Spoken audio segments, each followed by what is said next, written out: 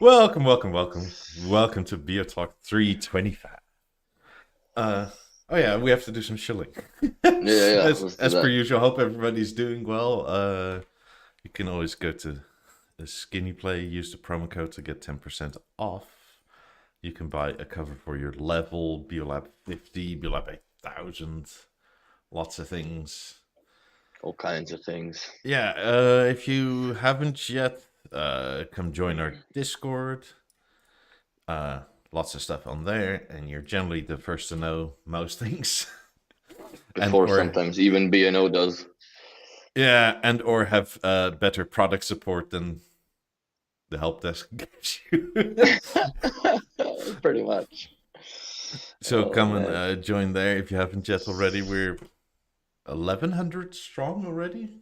I think so. 1132, I believe it was. It's growing. Every week we get a few people, So it's and getting the quite. questions flow. Yeah. Thank you to all the server boosters like Java as well, and BioNoah and stuff like that for boosting the server, so we can have like decent upload limits and that you don't have to like faff around with small or big files. Degrading stuff or Yeah. downgrading. Yeah, So like the other day somebody tried to send a video but it wouldn't, so you had to like make it smaller, right? Or like a few seconds, and it sometimes isn't enough to like fully uh what you call it, introduce the problem or show what it is.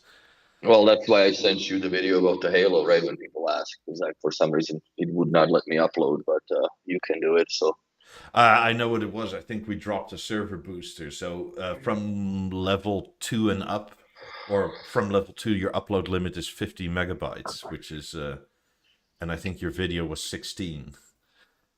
mm, And since you sent it to over WhatsApp, I think it gets compressed, and then I can put it up there. okay, so that's what did it.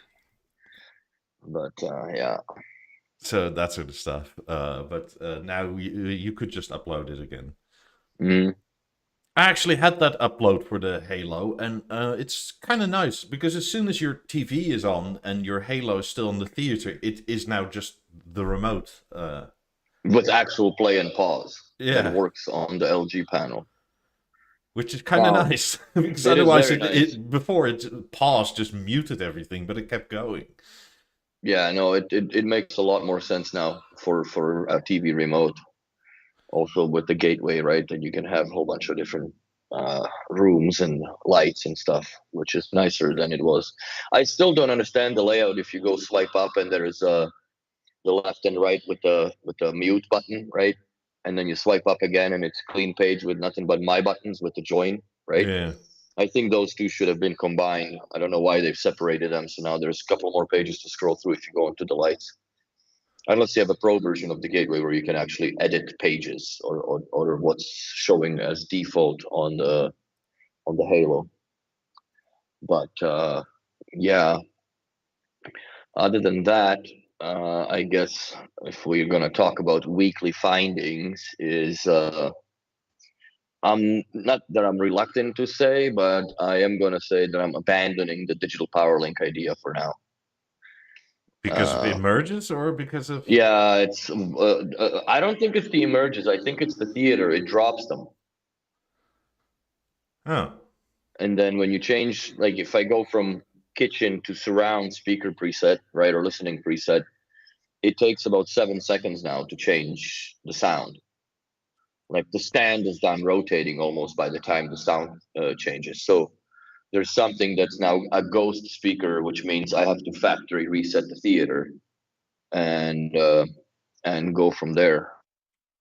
I also this new weird issue with the panel itself. Nothing really, I guess, related to the B&O itself as hardware. When I listen to music, sorry, when I watch YouTube and I swap it, this was a replicated scenario actually this morning as well. I was watching YouTube, blah blah blah, and then I was gonna have a shower, so I changed it to radio. I joined the level in the bathroom, had a shower, come back, turn on or turn off the level, turn back on the TV, and even though it says that it's connected on the Wi-Fi and wired, mm-hmm. it doesn't load the videos on the YouTube. or anything else. It loads the default screen. I went to Netflix. It loads the default screen where you can choose your profile. You can select the profile as soon as you select a fucking a file, I guess, or a movie or a show or whatever. It just circles the drain. You have to literally turn off the panel. Wait, I think I waited like a minute till you hear the internal relay and the TV click off, Yeah. and then you fire it back up, and then it's like nothing ever happened. So it's kind of weird that it started occurring. I haven't seen that. Like I can't really relate that to a recent software update because G2s haven't gotten a software update in a little recent while that I know of. But this has started happening about a week ago now. And I don't know if some of it is related to the DPL where the theater messes up and it shows that it's connected but doesn't supply network to the panel, which takes precedence in wired connection over a Wi-Fi, right? When if it sees IP. So I think there's some sort of a mess up somewhere in there. But yeah, the DPL, weirdly enough, even when I removed the speakers, I removed the emerges from the setup, I deleted them from the surround. They kept showing up, then they finally disappeared, but it still takes forever to switch between certain speaker presets. So I'm going to reset the theater, unfortunately, one more time and retune it sans the digital power link connections. Do you think it's potentially because they're on Wi-Fi and not wired? It could be. I haven't really gone through the headache of putting two cables into the theater and running surface to the emerges, like to have them wired as a network from there. But I might give this a shot this week. I have cables sitting in my, well, call it an office, but storage, so I can pull them up. They're long enough that I could have a decent experiment running, I guess. But I don't know. I don't know if it's the Wi-Fi or something, but it's kind of become a little bit hanky. But I do like the idea of having, I have an emerge on the kitchen counter as a, one of the surround speakers per se. But I like the my buttons because you can just touch the emerge and it fires up the TV and all this shit. You can still do the volume or, so on and so forth. So that's I like that feature. I wish that Wysa did that, but that's obviously not possible. But I think that we're a couple more software updates and bug workouts to go before we could call this a solid connection.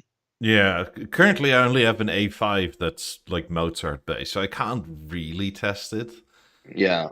Also, the A5 consistently gets moved, right? So it's kind of like I don't really want to test that because it annoys me the rest of the week. Yeah. Yeah, it's not a speaker that's meant to be, in my opinion, put there. But as soon as the 8s arrive, I'll do that for sure. Yeah, because you can do DPL on them and see how they behave. Yeah, also how quick. I want to see how quick the commands are on top of it back to the theater. Instantaneous. Huh. Well, if it's instantaneous, then why would the sound or listening position switch take so long? That's after it fucked up. Oh. After it dropped one of the emerges. And I tried to re-edit back in. If it's set up and it works, when it works correctly, it works magical. But if you lose one of the speakers, I found that there is no real way to reinsert it back into the mix without actually having to reset the theater at this point. Because I've removed them from the only thing I didn't do, which I probably should have done, but then again, at that point, you're not circumventing what you're trying to circumvent, is pulling out the freaking microphone, right? Yeah. And taking the grills out, or the grill off the theater. So I just deleted it. I deleted it from the surround speaker listening position. I rebooted the theater, went back to connected speakers, added two DPLs, the both emerges. They fucking doom. They both do that. They're happy, right? Yeah. You go, then it goes, connecting or harmonizing or whatever the heck the term that pops up there, and it circled the drain, like both of them just going and going and going. I'm like, oh, this is not like, when it's like not looking good, when and this is way too long. All of a sudden, just go poop poop poop poop. They both happy. I press the my button on the emerge. Fucking YouTube fires up. Everything works.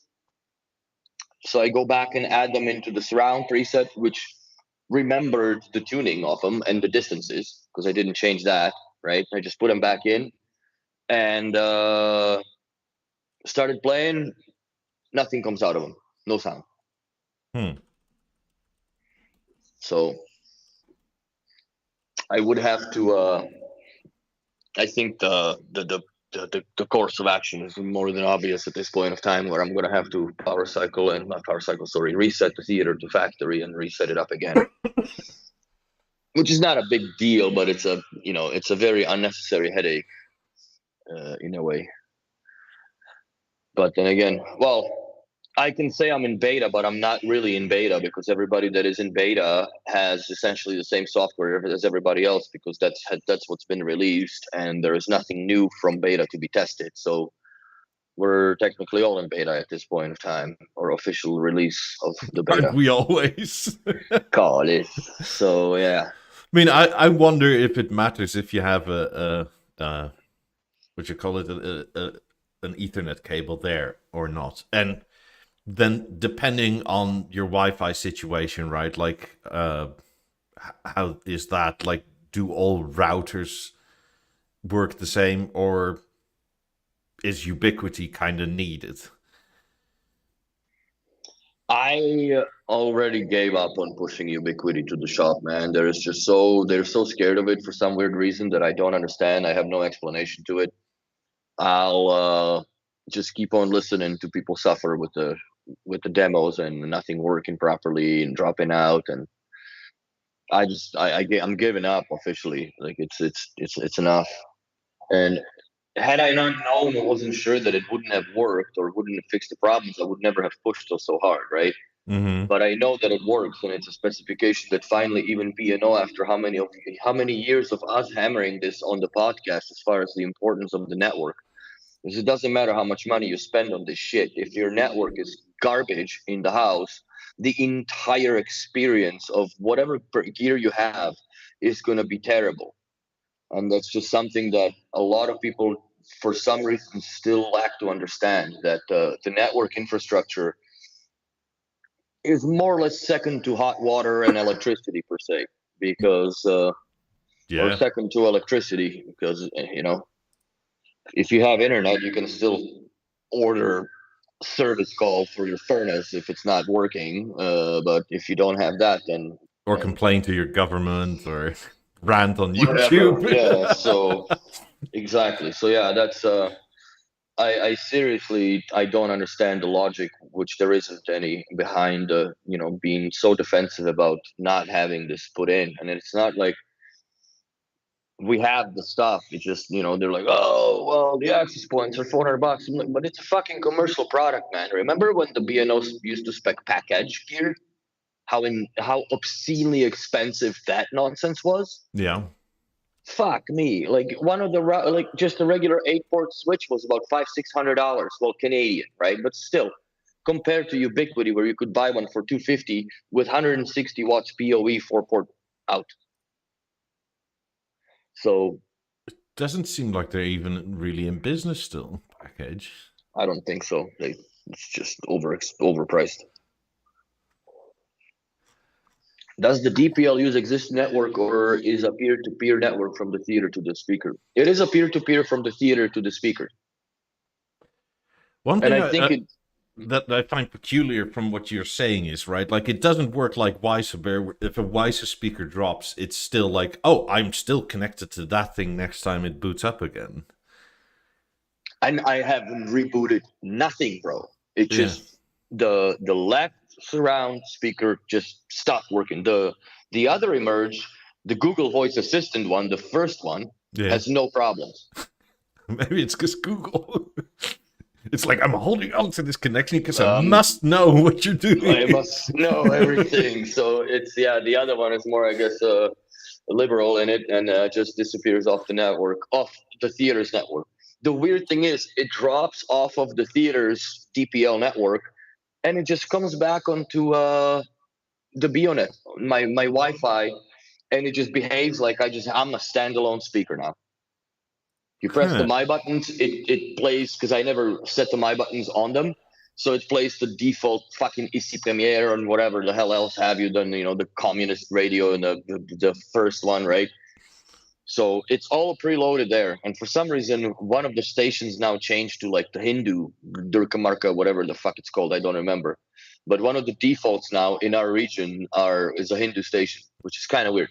It used to be Boom 98 FM, but not anymore. Okay.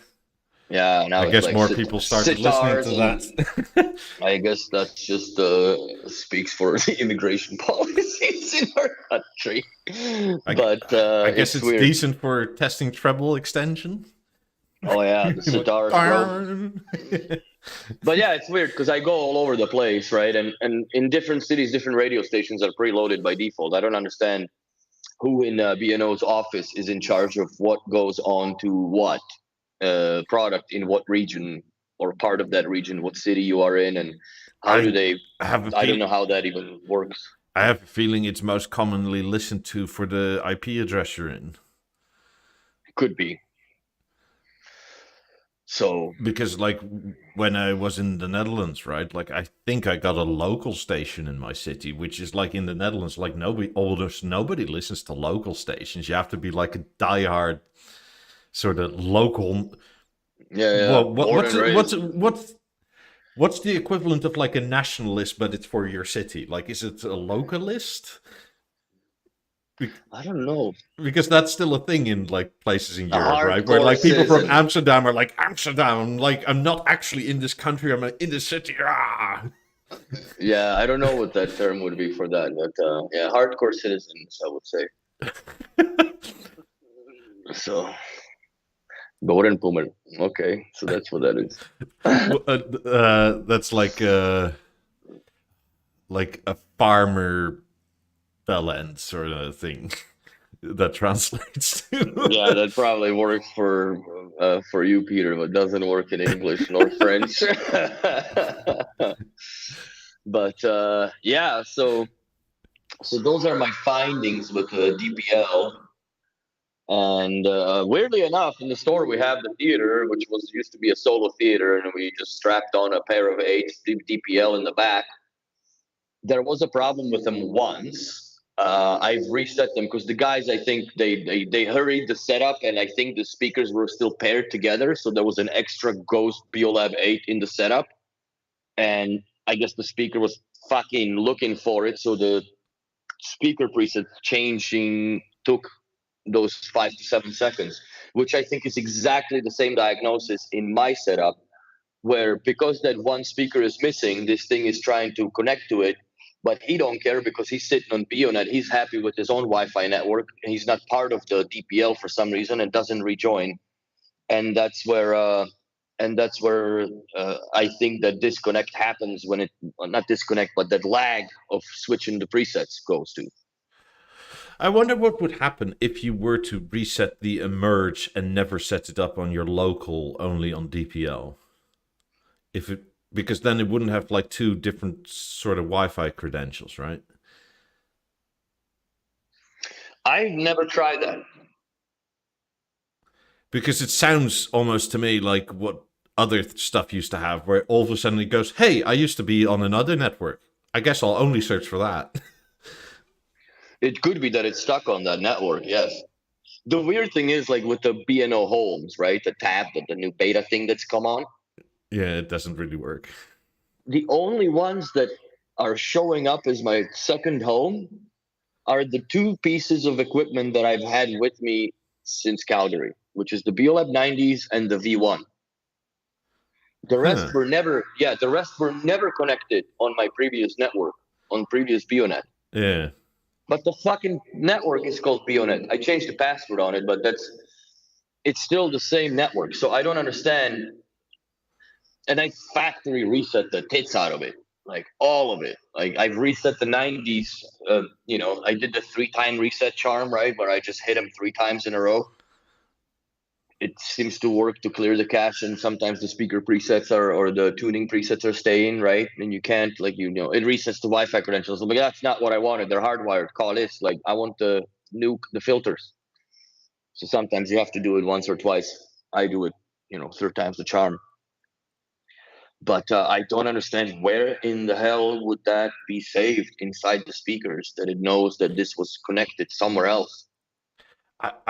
I don't know either. Or I just remember from the 28s, whenever I reset those, like sometimes it would remember network credentials again after the second factory reset. not from the app, just by themselves. Yeah. Yeah, Like yeah, you because see from it the come app I online understand. again, you go to the app and you go, because the install comes, Yeah, right? And you go start and it just waves past the initial bit. Like you don't even touch it. It's like, roop, roop, roop. Okay, set up radio. Like, what? I haven't even touched anything. yeah. So It's that's why strange. I do recommend, if you have an issue with something, like reset it a few times in a row. As soon as it boots up, fucking hit them again, and it tends to clear the cache properly within the BNO's RAM or whatever else is inside that Mozart chip that sometimes gets I, stuck on the walls of the code and doesn't come off. I wish for the theater there was an additional reset part where it was just the speaker connections. Like that you didn't have to do the whole reinstall thing again. Oh, I see what you're saying, but you can't circumvent the microphone. Yeah. I mean, I'm even fine with like having to do the microphone again. Fine, whatever, right? But all the rest of it, like all your radio stations, because if you have an obscure one, you have to like search for it again. And Yeah, that's what I wish there was a way that you could save your default My Button profile, honestly, and a way to recall it or upload it to all of your Mozart platform products in the household. yeah, Because like I have this as an installer where Kareem sells a theater and a let's say a pair of emerges or an emerge and a balance, right?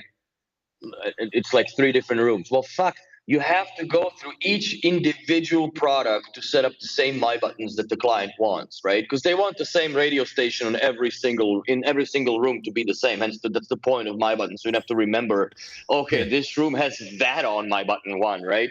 yeah, No, it's the first station is always the first station, and that's what shows up. And I think that it would ease the pain significantly if there was a way to uh, to have that copy over to other devices. I would also think that uh, there is a need, in my opinion, for a standby button on the Mozart platform products. yes, And be it, put it 3 seconds to join and 5 seconds to shut it off. At least you know that if you hold it for 5 seconds, then it just goes beep boop and it turns off. And I think that it should be incorporated into the software. I know you can set up one of the My Buttons as a standby, but then you lose, you pop cap yourself on the functionality of the product. So yeah. I was never a fan of the pause and just wait till hibernate thing. It's like older AC platforms actually went into standby. mhm. And maybe, or you could like fully turn them off on top of it without like pulling the power. I kind of like that. I don't know, if you go on vacation or whatever, right? Like your whole house doesn't need to hibernate, and you're not going to pull the plug on everything. At least I wouldn't. Oh fuck no, I don't do any of that. Maybe here in Montreal I would because the power sucks. But in Calgary when I lived there for 22 years, I remember one power outage, and that wasn't even my neighborhood Yeah. because it was in the floods. So it was mostly downtown that was shut down for power, obviously for safety more than anything. But no, I wouldn't worry about that. If I lived in a 400-year-old home somewhere in Outremont or somewhere, Yeah. fucking rights, I would be like, because those wires in the walls are still paper wrapped in some cases. Yeah. So yeah, that's the place I would worry about. But I'm in a year-old building per se, not even. So I don't have those issues. And by replacing the light bulb for Philips Hue, I don't have the tung tang coming up and down when the relays kick into different parts of the power supply of the Lab 90s. So that is So as I got to hand to you guys, you are far more tolerant of idiosyncrasies of this platform. It's what surprised me the most in purchasing their product recently. Bro, I really appreciate that, but I had been around B&O for over 28 something years, and it's just like, you know, you have that uh, it's like a hot cousin but an asshole in the same time, that you can always hang out and everybody gawks, but you can't have. So yeah, it's a love and hate relationship, that's for damn sure. But You'll I understand. think Live with it for 6 you'll months. live with it for 6 months, and quite honestly, I think the biggest advantage in that B&O has, or the biggest edge, it's just how beautiful the product looks, and it really sometimes scares you over that frustration of it not working properly. But once you get used to it and looking at it, it is really hard to replace by any conventional stuff that you can find in any other shop. I dare you to do it. It's if you do it out of a piss off, you'll do it out of a piss off, because yes, this didn't work as well, but now this works, but it looks like shit. So that's the problem with B&O. But my personal experience as an installer and being with B&O for a long time, if it shits the bed, it usually does within the first 2-3 months of Yes. the product, and after that, if it passes that, it'll never die essentially. Uh, Yeah. and now I guess the benefit that you have, if you haven't gotten to the like the old bandwagon of the BeoVision Avance, where the video boards are cooking themselves to death and dying after 12 years, which I understand. It's still, you amortize the product. 10 years is a long time for a TV to be around, based on how much technology has changed already. But now that's circumvented by just slapping an LG screen of whatever kind and size you want on top of a B&O product that works perfectly. Well, the Well, nice thing perfectly. is Some that exceptions may apply. the repair is now very affordable, right? Yes. And very accessible. It's not as bad as the old mechanical stuff. I mean, and I don't mean like, oh, you can buy a new screen every year, that type of affordable. But compared to like buying a new screen or a new board for an Avant, it's like half the price, and you Well, get if you newer think about tech it, and if the board replacement for the Avant is basically the price of a G panel, right? yeah, Or a C panel rather, if you don't have a guy that will give you a deal. So is that, but yeah, then, well, fuck, okay, so it's, I have a panel, but you need to now spend 13 G's or whatever, 10 G's on a theater, depends on what currency you're in, whatever. So, but then, yeah, then you have the platform that is now built for or you have a solid kid at like least. Henrik that likes his cars and one goes flying, right? Oh fudge, man, I would Like shit. that glass on the Avant would have probably held, but let's say it shattered, right? That would have been a real pain in the ass to replace. Oh fuck, it's a tempered glass. No, you buy the whole frame with the glass in it. That's not. I think the biggest deal would be to vacuum up all the glass from all over the inside of the TV. Yeah, That but would the probably be glass is my more biggest concern. expensive than an LG TV. Yeah, true enough. But yeah, there are still kinks, and B&O used to be 90% mechanical and 10% software. Where in past decade and some, it's completely reverted, and now you maybe get 10% mechanical and 90% is software based. The only mechanical parts really now are the harmony and the floor stands and the Beolab 28's curtains. That's 50s. the only, and the 50's lenses. That's the only mechanical parts that you currently have. Everything else is just based on the Mozart platform. I mean, the mechanical stuff doesn't tend to break, right? Like, if it doesn't go within the first 3 months, again, it tends to last a decade or more. Mm-hmm. So, but a lot of the issues that I come across with, which like, even not just living here in Montreal now on a bullshit network, it up to the Wi-Fi router that I have going on here, hold because on, it's I just missed a weird. second because my internet But I quite never had literally these dropped for issues. a second. What did you say?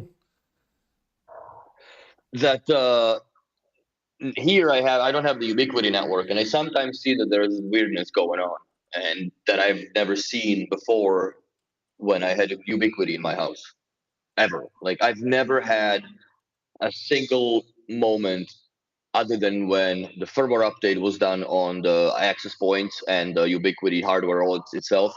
That was the only time that I would ever lose the network connection on Wi-Fi. Hmm. It was freaking rock solid. So, but Look, in the end, I wish that everybody still made dumb screens and made Apple TV or Fire Stick like products for the smart bits, right? yeah, but then I think that the whole, that I think we're witnessing a death of peripheral units era, in my opinion.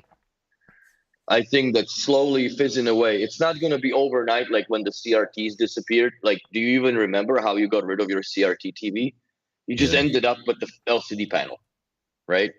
Yeah, I only have one peripheral unit because I want to stream locally better. The But only it, peripheral that I foresee in near future to come are gaming consoles. That's it. You don't need anything else. The rest is basically the TVs are powerful enough hardware wise to process whatever streaming services you want. If you put a Plex, then you can play plywood on these fucking things. It doesn't matter. Uh, Blu-ray, well, if you have a console, gaming console, then all of that I guess the real physical media could be taken care of unless you're crazy and have VCR. But good luck connecting that nowadays to anything other than power. Uh, there's not going to be much. Like Apple TV, I think slowly will go by the wayside. Maybe some apps that will remain their exclusivity. Like I can't download Tidal on Roku player for whatever reason that there is. So I can't listen to. Not that I listen, I care for it, but it'd be nice to have the Roku music videos in the bedroom as well. But and furthermore, I see especially the shitty IPTV tuner boxes that are coming out.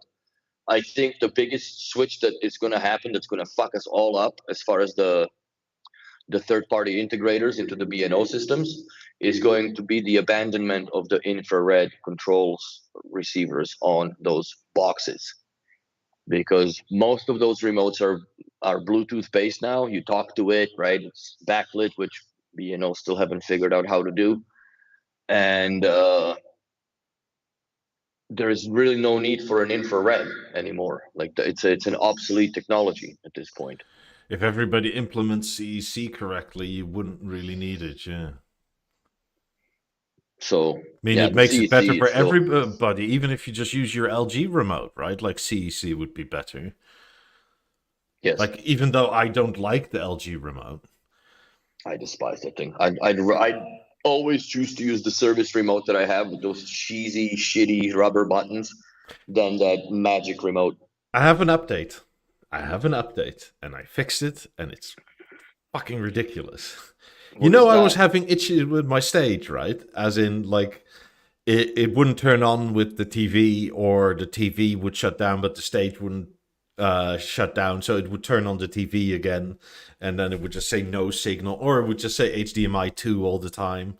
Yes. So I changed the cables. Didn't do shit. Okay. So it's like, fuck. So I decided, actually, I have a very shitty cable somewhere. Let's try that. Turns out, the Ethernet cable between the stage and the LG should not be shielded. I What? I tried a shielded Cat 6 and a very nice double shielded Cat 7. That's where the issues are. I put a Cat 5e unshielded, flawless. Get the fuck out. I don't understand why. Noise on the shield, probably. Something's leaking from the TV, maybe. I don't know, but it's perfect now. It hasn't like flaked in like a week. That's interesting. It's really strange. Now that I think of it, we usually put non-shielded Cat 6 cable between them because it turns out to be that it's that the supplied nonsense is never long enough. Yeah. And I, for some reason, have no. Well, there's not even supplied nonsense. That's a theater that has the nonsense cable. The stage only comes with an HDMI. That's not sometimes long enough. So we always put like a regular run of the mill Cat 6E 6. I mean 7 foot or whatever the length that need to be, but that's what we usually use. So yeah, that's an interesting finding. I mean, this same shielded cable worked fine with the C9, right? And it worked for the first 3 months here or something. Since there was a software update, it just started flaking. I have no logical explanation to that. Nor do I. I just don't understand.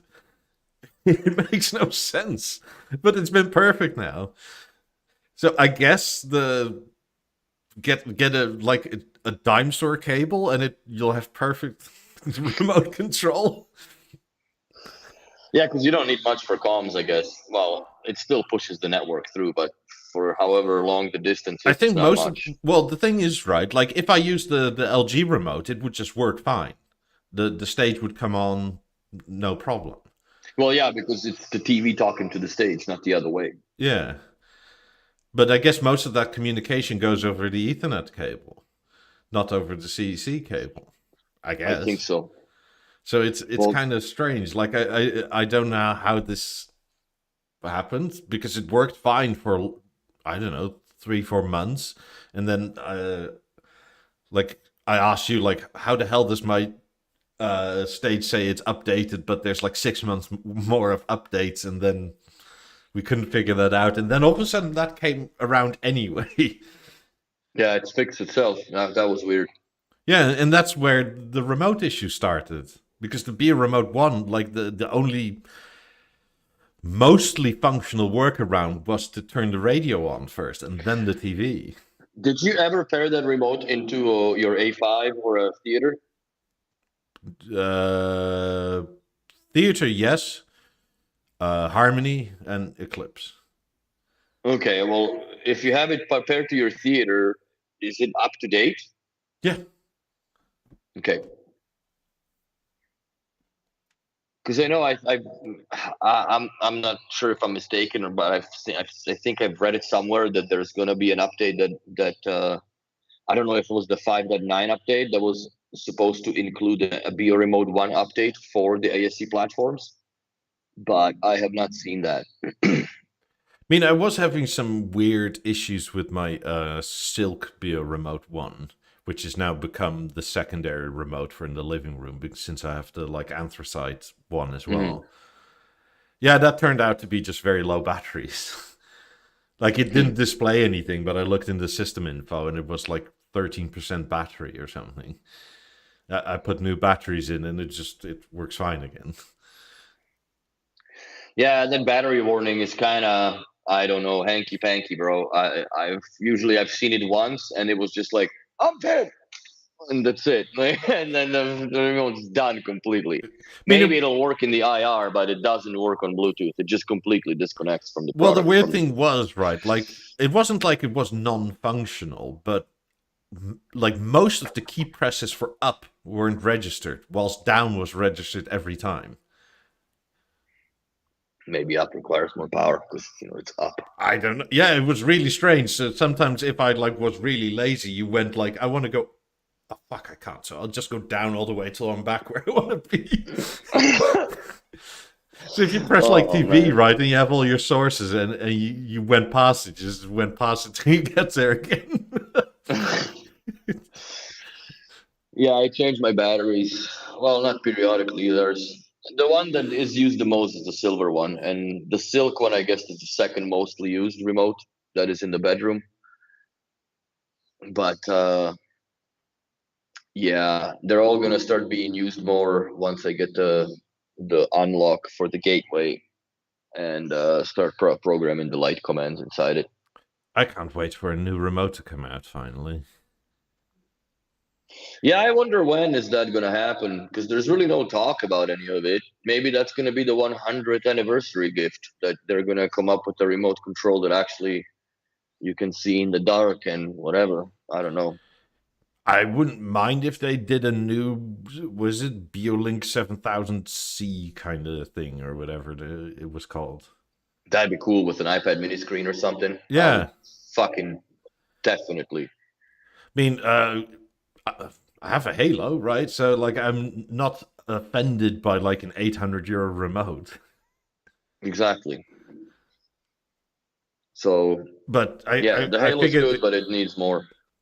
they kind of have to at some point, unless they have enormous stock, because they're kind of running out of parts for it. Well, yeah, from what I heard, the screens for that remote is now discontinued, or the manufacturer of those screens stopped producing them. So it's just whatever, how much of a backlog they have, Yeah. whatever's in the warehouse, and that's it. Plus, they have to consider the fact that how many thousands of them they have in circulation that they need to kind of have spare uh, kits for, or the keypads, because the whole thing is solid, glued together and screwed. So there's not really, they didn't really leave much opportunity for service in No. that remote control. It's not like the Beo4 where you can change the display, you can change the rubber keypad, you can change the freaking the Everything top really. aluminium. You can change everything in it. So yeah, that's the only drawback. Yeah, that one had a lot of pieces. This one has what, 5, I guess. Yeah. I don't think they'll ever regard the Halo as the newer remote because you can't really hold it in your hand. Yeah, it's really awkward to hold it, and you occasionally start turning shit up or down when you hold it by the ring. I never do. I always like stick my fingers in and carry it that way.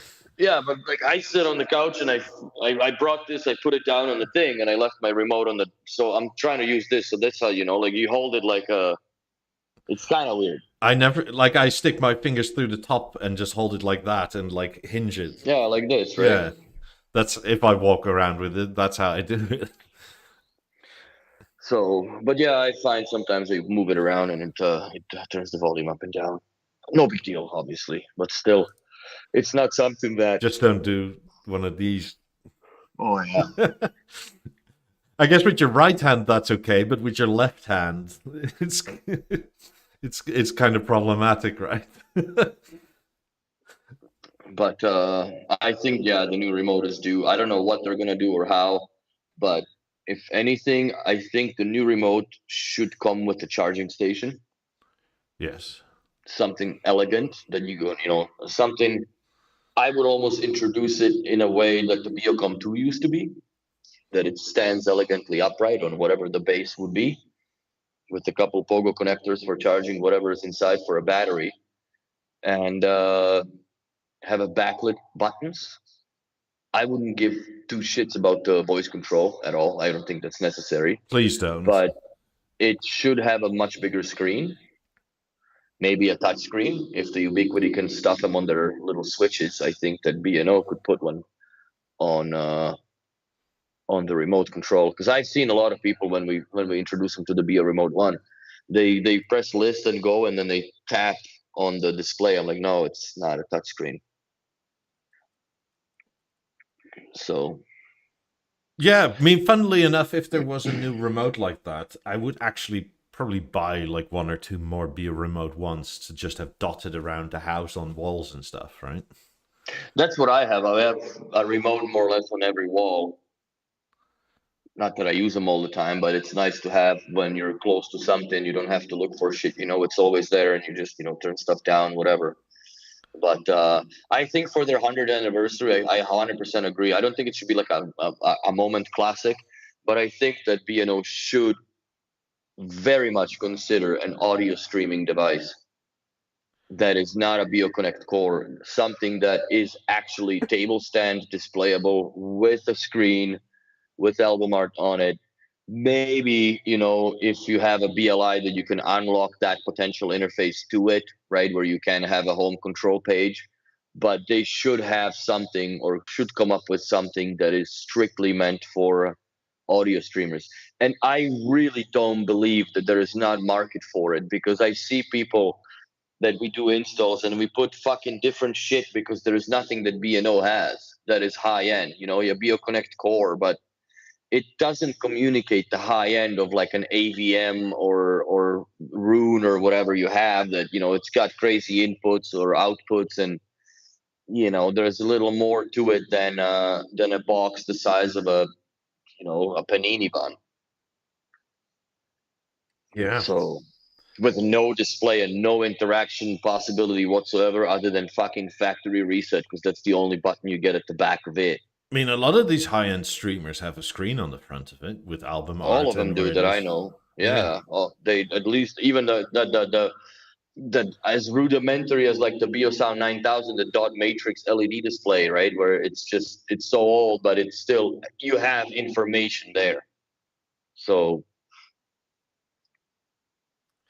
I'm not sure they should make a AMP version of the BeoConnect core for well, you passive. have a BeoAmp 2, so that's for your passive speakers. BeoAmp 2 works just fine, man. I don't think that they need to dabble in something super high end for, because now you're Well, mixing into the territory of which speakers sound good with this and blah blah blah. well. So Also, the thing is, they don't actually make any passive speakers. They have not anymore. their logos on some passive speakers, but they're not made by them. It's no longer BeoVox or like the BeoLab 1615 when that was completely well, it was an active principle passive speaker system, right? I mean, or even the Celestials and Palladials aren't made by them. Mm. Like, Yeah, I'm with you, Sundip. Zero chance they'll make a Moment 2.0, but I hope that they come up with some sort of a streamer. And if they do, then it has to have a lot more outputs than RCAs and whatever, PowerLink or WISA. That's just my opinion. I mean, they could also just say, well, you have a streamer in your theater. Here's a massively nice remote for it. That's fine.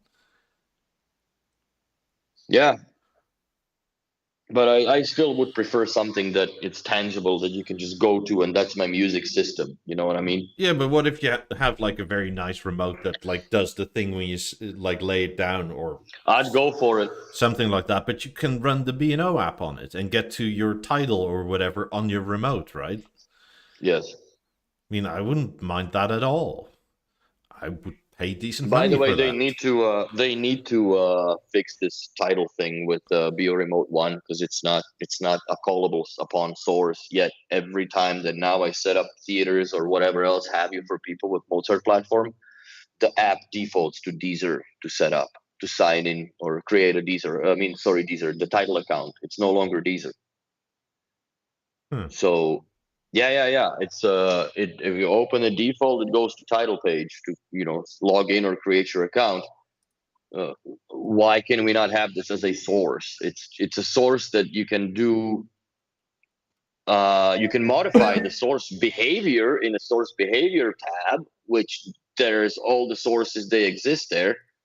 But why can I not have that in the not even in the Halo? Like there's no title in under music. Just B&O radio Hmm. because I don't have Deezer anymore.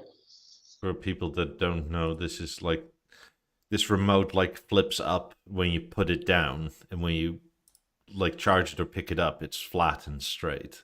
This is when they used to let the engineers be the designers, which almost bankrupted B&O because that remote was so outrageously expensive for its time. But it is still by far the coolest remote that was ever designed, in my opinion. Yeah, but if I mean, I think the red LEDs give it away mostly, but otherwise it looks quite modern, right? Mm-hmm. Like it without any of the lights on it, it looks like it. I don't know, could be 5, 10 years old.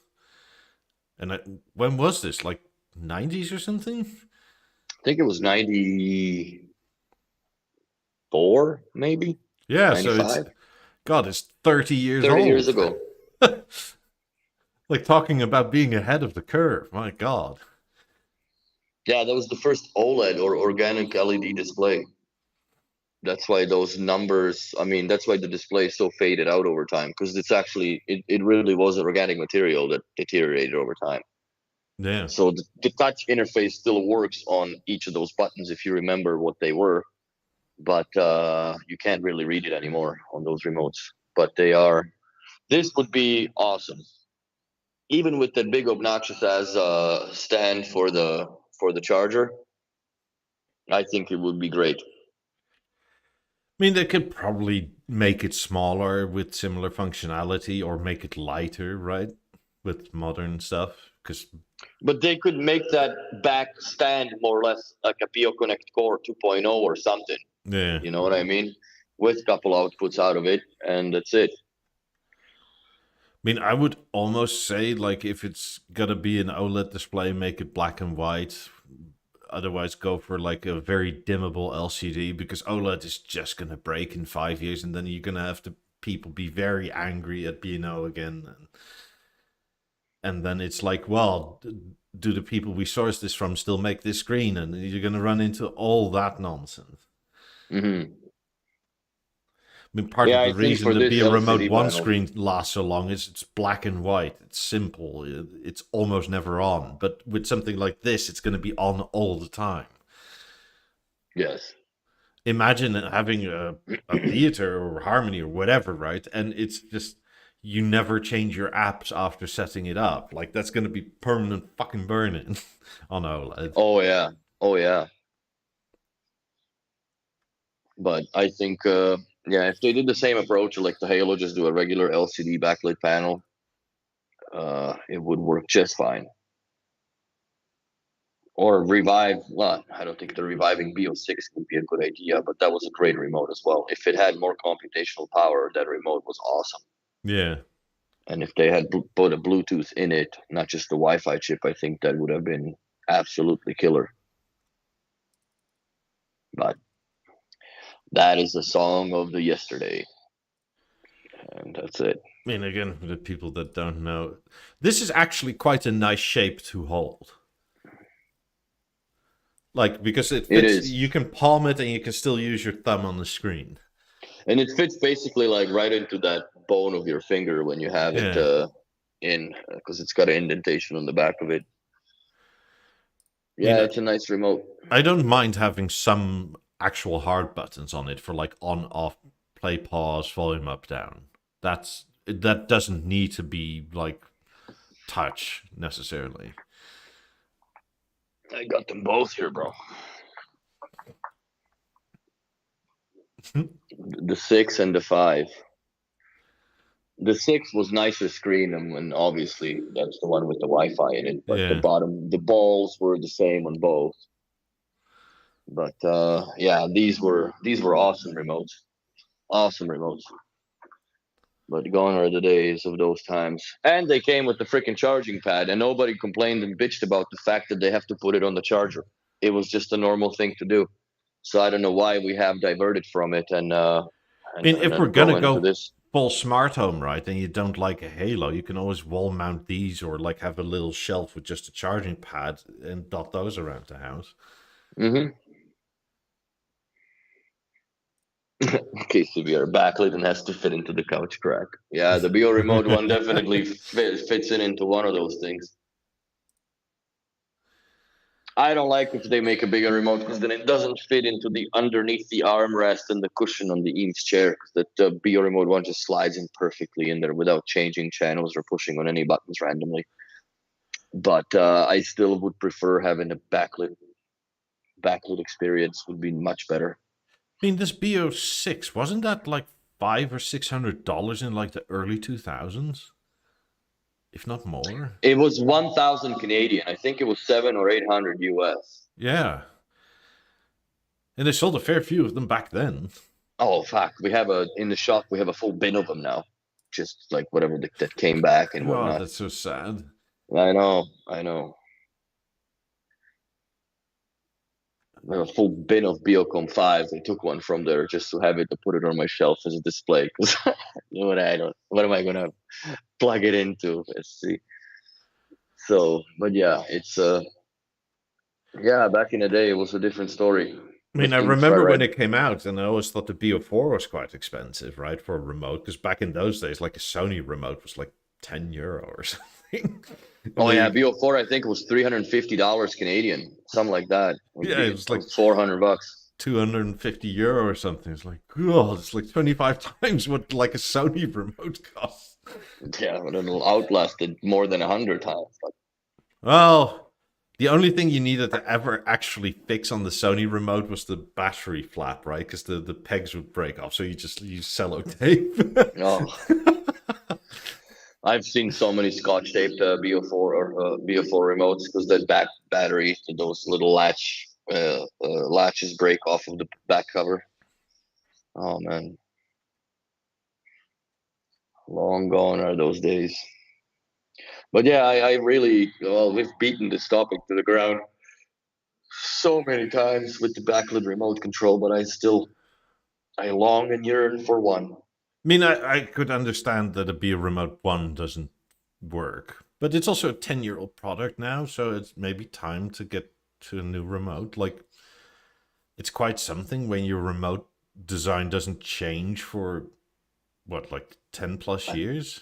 decade and some. Yeah. It's been 12 years now since the remote has been around. But it's still also backwards compatible to stuff from like the 80s. Well, yeah, it's compatible to basically all the way back in the day. Yeah, it's, I mean, to Beosystem 5500 it's compatible with. Mm-hmm. Which is what, that came out in 85, 86 or something like that? 87. Oh, yeah, I Yeah. think it's 86.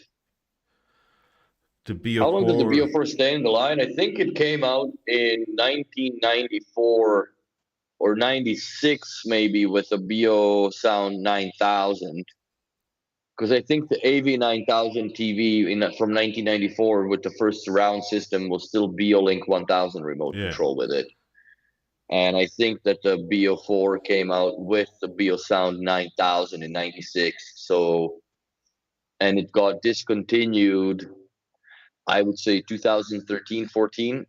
Yeah, something like that. As soon as the BeoVision Avant next generation, or NG, or No Good would be a better uh, name for it. When they came out, that's when the Beo4s were completely discontinued. I think the last rendition of it had the Beoplay logo on it because it was supplied with the V1s, I think you could even and get that the was early that. BV11 still with a Beo4. Yes, I the mean, Mark ones were with the Beo4 because the Beo Remote 1 was introduced with the BeoVision Avant in 2012, yeah. and BV11s were in 2011. So that's a long ass time. Like, I don't know, almost 2 decades for a remote. Yeah, but it also proves to the point of how well it was designed that they could afford to keep it around for that long without any problems. Software was simple and commands Software just was simple, commands were simple. Yes, they've expanded on some of the commands over time. Like if you got the V1 variant of the or the navigation button remote version of it, then that had like the whole media, YouTube, Apple TV. It had different sources in it, expanded upon and specific to the later TVs. It would never, like if you press YouTube on a BeoVision 1 or BeoVision 4 or BeoSystem 3 player platform, that nothing would happen. They didn't know what it was. But BeoSystem 4 would turn on that certain streaming service, I guess. I still remember, like, I think this was, must have been a BV10 I had at the time. But I got a new, like, cable box, right? And there was only a puck table for the navigation BO4. And I didn't have one of those, and I also didn't want to spend the money. So it was Mm-hmm. like anytime you had to do something, it was down go, down go, down go, down go. It's like, God, this is annoying. But it was still doable, right? Yeah. So yeah, but that's we're pulling on almost 13 years now with the Bio Remote 1. How long is it going to stick around? God knows. But I hope that, I don't know. I think that Noto Group should get involved in a design of a new remote control. Yeah. They No, act. no offense to Torsten, he's had his time, but I don't think Torsten is involved in this as much as he used It to be. I doesn't. think that No. he kind of faded away or phased out, or the whole, I don't know if they just didn't renew the contract with David Lewis Designers after so many years after David Lewis passed, and quite honestly, probably there was not much interest, maybe even from their office, shown to develop new designs and products and He concepts. may But he come was back for involved the. at the level, Yeah. you know. I mean, he may come back for the 100th because, like, everything is essentially his idea of Beolab 18, right? Hmm. Like, the 9000 is essentially a Torsten idea on what the 9000 was. Just Yeah, like the 18 was Torsten's idea on what an 8000 was. So yeah, I'm quite curious to what they're gonna come up with. Then whatever they're coming up with, they're doing a great job of keeping it under the wraps. Yes. Because I have For not heard a once. single beep for For once. once. Get For out, once, you know. for once, I'm clueless as to what is gonna come out for the 100th anniversary, which is now, great. now, if you want to leak, do it on purpose. Don't do Yes, oopsies. don't have some intern noob fucking post something on the wrong side of the FTP site where everybody can see it.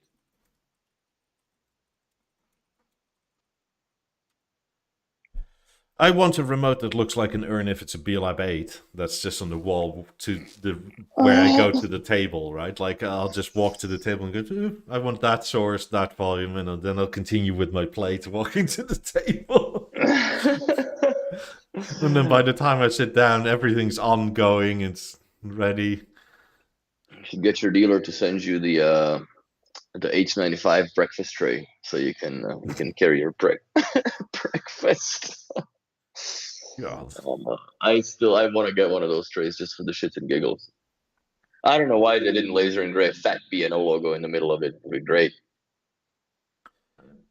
Make it yours, guys, but no. Look, they even have like their logo on the Beoplay concrete things, right? Like that one. Like there's a huge B&O logo on the concrete. So like, why isn't it on a silver platter?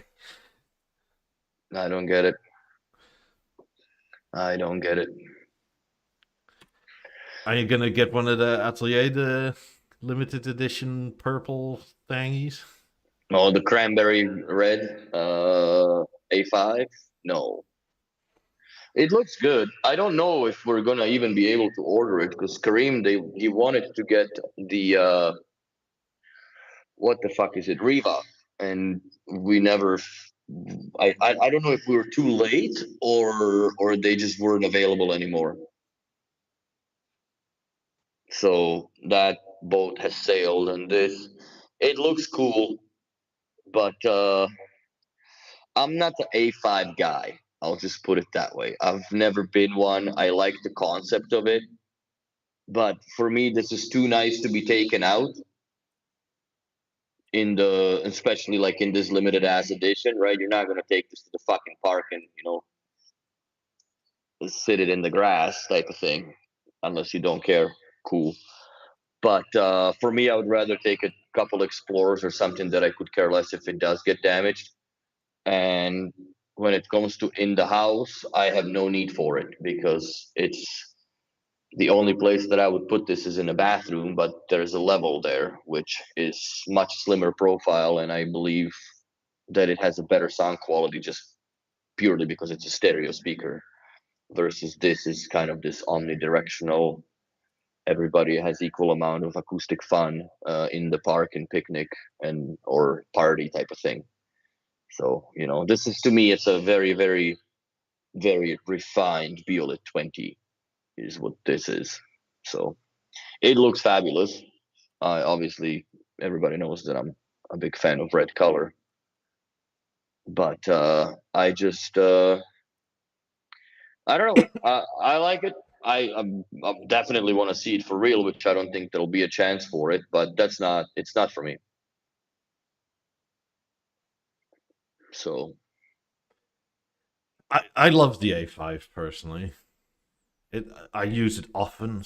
Uh, it's my most used portable speaker, literally ever. And I've well, had a if I could Beosound be one. I've portable, had this, like even this. Mhm. Like this has less.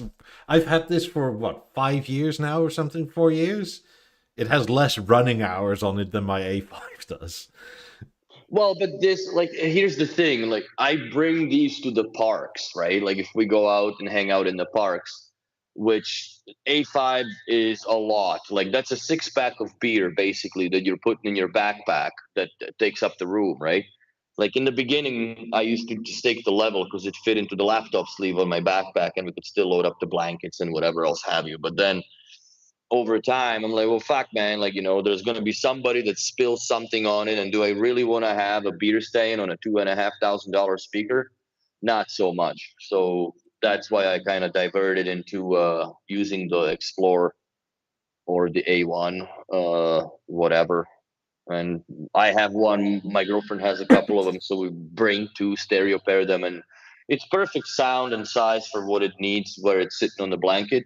But I would do the A5 if I had a house. You know, if I to bring it just like you bring it out to the pool and shit. Yes, I would bring that to the pool over the Beosound One, which is, the piano black, and it's fuck.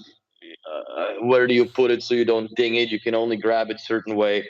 This is definitely more friendly to carry, much more friendlier than level, because I find level sometimes you get into that, palm of your hand button press bullshit nonsense that you would have with the A6, I believe it was back in the day. That Yeah. looked like a stingray from the back that you couldn't carry unless it was plugged. It was unplugged from power. Most other things are two-handed carries, yes. Like even a So Beosound 1 to me is a two-handed carry. yeah, because you hold it underneath, like a baby type of thing, just so you don't ding the bloody bottom of it. So this as a portable product, absolutely 100% stand behind it. I like it. I just don't have use for it.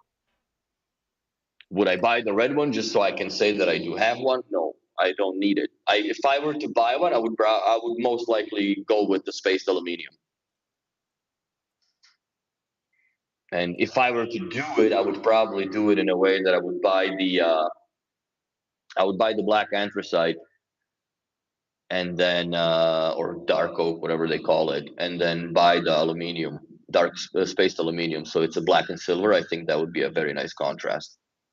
I like the contrast of this. Don't get me wrong, but I don't. I don't need it. I really don't need it.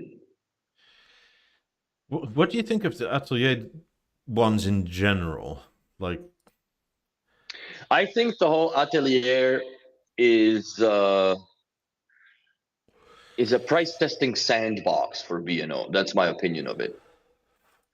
And to elaborate, what I mean about by that is, let's say we're able to sell very unique colors of the Beosound 2s for almost double of what the retail is. And there are still enough empty heads to go out and dump their wallets into the dealer's shop to buy that, which means that we could probably within the next 2 years increase the price of a regular speaker or a stock, right, mm, by let's say 25%, which is what I can kind of see is happening if you look at what happened within the last few years of 13% there, 10% here type of thing, right? And all of a sudden, fuck man, this is now $4,000. It was 3,000 last year. So that's that's how I see the atelier. I don't think that it's yes, it's nice to have a niche, and I think that every now and then they strike a a, a certain person's love for color yeah.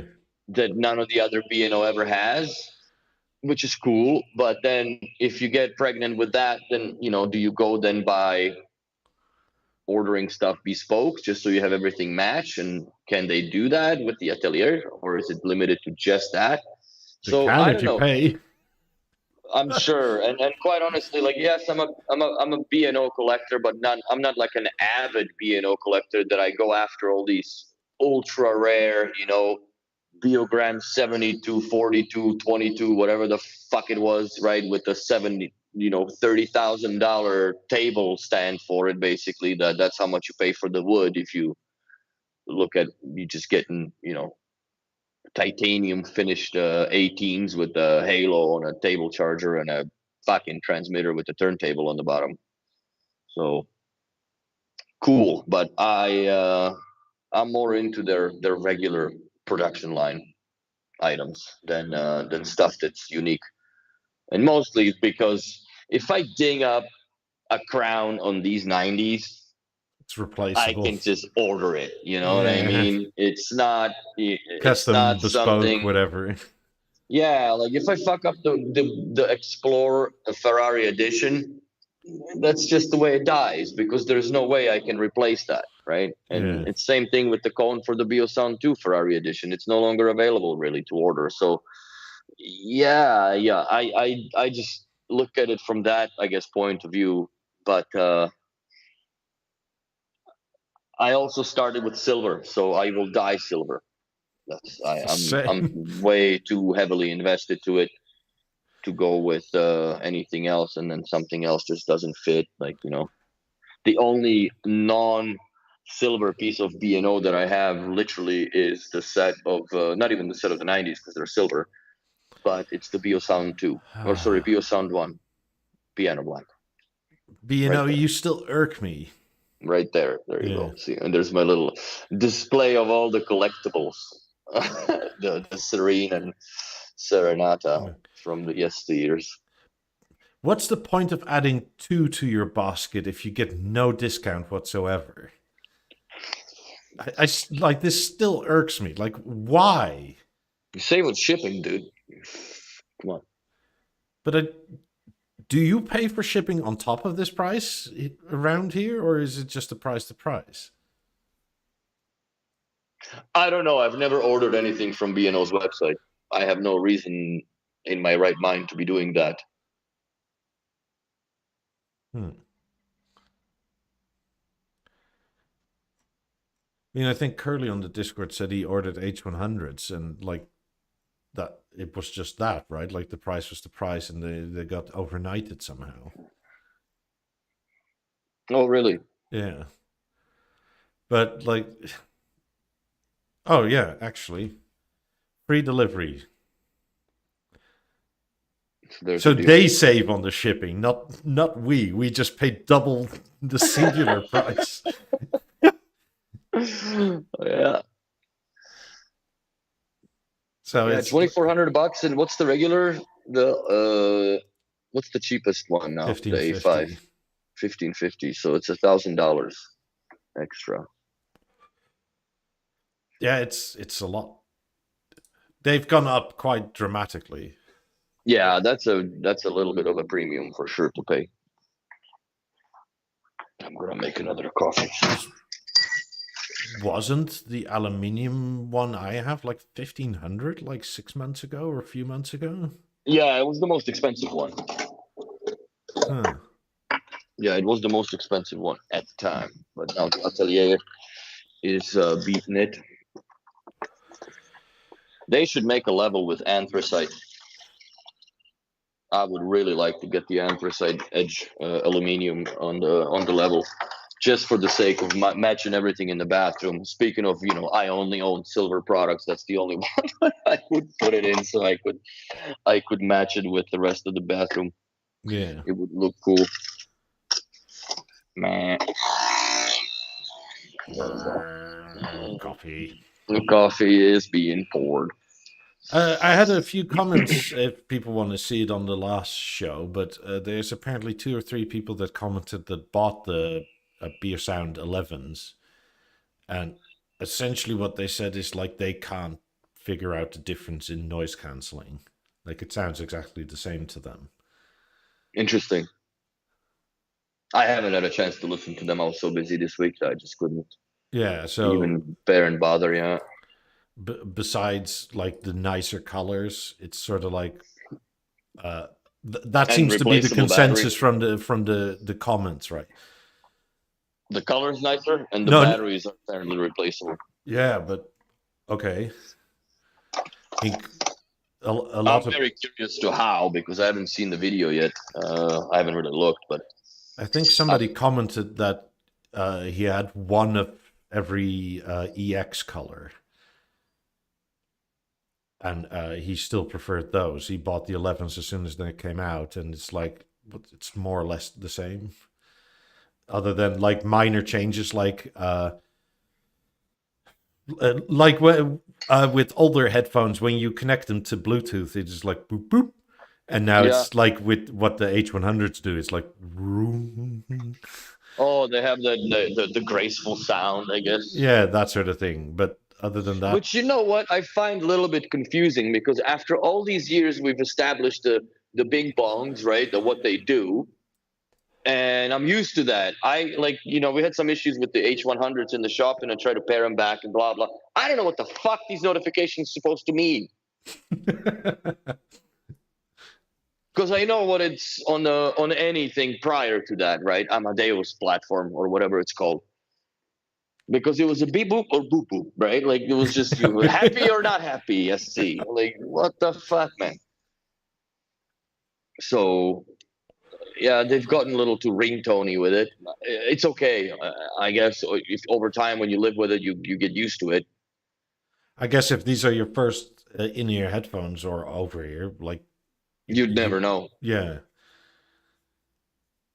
Yeah, but if you're coming back or coming to them from, you know, years of having B&O headphones, then it's a little different. Because the EXs are still currently on sale for $280. See, that's a great price. Yeah. I mean, the colors aren't as nice, in my opinion. Yeah, the black anthracite ones are good. These ones, meh, but that's, what's not to like about the black? The oxygen ones are okay. Those are very, like, masculine. The gold is just no for me. No, no, no. I guess if I get them for free, it'll be a yes. But, yeah, my girlfriend has a pair and fuck, man, can't go back to the earpods or whatever, the Apple nonsense. Can't go back. Look, my E8s 3.0s are still better than my iPod Pros or AirPod Pros or what the in-ear ones, right? Yeah. But the mic is so much better on the Apple ones. It's not even funny. Yeah, no, I give them that. And just how quickly everything works, it's also nicer. Also the you know how like you still like hold them for volume up, right? Like it goes bit bit bit whoop. Like it's so fast, and with Apple you sort of swipe on the stem, and it's a nicer interface. That makes sense. I think they should have done it on the stem as well.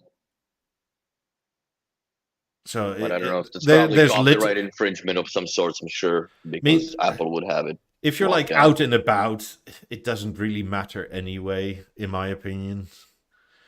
Like the pure sound quality, because there's so much ambient noise, even with ANC on, right? Like I can wear the AirPods in whatever. I can wear them in the car easily and still like be cognizant of stuff around me, right?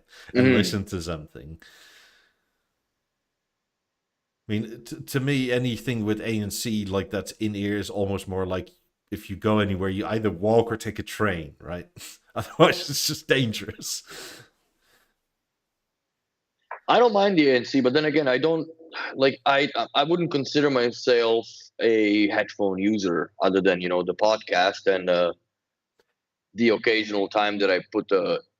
I honestly use the EXs more for phone calls when I'm around the house, so I don't have to hold the damn phone.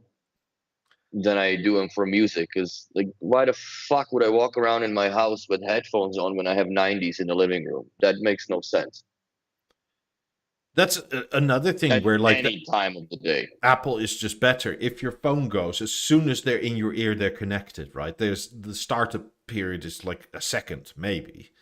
Yeah, it's not that fast with the H10s For the EXs. For the E8s anyway, like quite often, if I'm listening to something, it's in audio mode, right? And if an incoming call, if you pick it up, it for some reason it doesn't always switch to like voice mode, so it just picks up on your phone like a regular phone, and then it's like, hold on. Weird. Like I've had it on two phones now. Like it was on my iPhone 11 and the current 16. It's been like that. So I don't really know, but with Apple, it's just like it's quicker. Like as soon as you open the top, essentially they connect. It's so fast. Yes, but they don't sound nowhere near as good. So it's either you get a fast connection or a beautiful sound. Yeah, but I'll go for the sound. I mean, I wouldn't mind having a set of EXs, but the AirPods were still like $80 cheaper. when I got them. So it's, Mm. I don't know, that's a third of a remote. Is that your currency now? How many Beo remotes is this worth? Pretty much. Like, what do remotes go for these days? Because they've also gone up, haven't they? $600, I believe they are Canadian. So they're like what, 400 US, 450 US, I think it's for the Beo remote one right now. I don't know. Canadian dollars is shit now, so And all these things. They still have A6 covers. Holy hell. hmm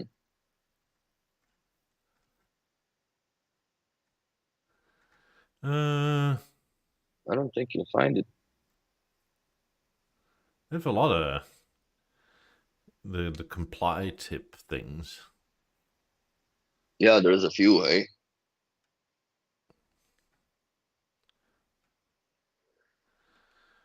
Yeah, there's a lot of headphone accessories. Well, I guess they've done so many different earphones, The H7 earbuds. still? And H8? Wow. Oh, yeah, there we go. Now we're starting to get into like the Beosound level nonsense. That's the worst wall bracket ever, the Beosound level. Absolutely disaster, in my opinion. More than the A9 one? A9 one is not bad at all, in my opinion, at all. Well, it's sturdy, You but just it doesn't look that nice. Yeah, but it's, how often do you move the product on and off it, really, right? Like you Yeah. don't. You hang the fucker and that's the end of it. Because what if you take it off and what? You're gonna roll it around like a pan? There's no legs. But with level, I don't like the way that they designed it. It's not the best at all. Uh, God, I'm not going to keep on scrolling. This is. Oh, There's a lot. finally, with the We're getting most. into the halos. Yeah. The BeoConnect Core. 450 USD for Beo Remote 1. That's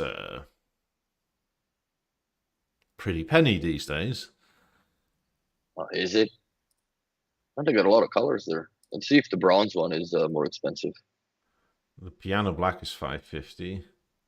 Brass is 550. Silk is 450. Bronze is 550.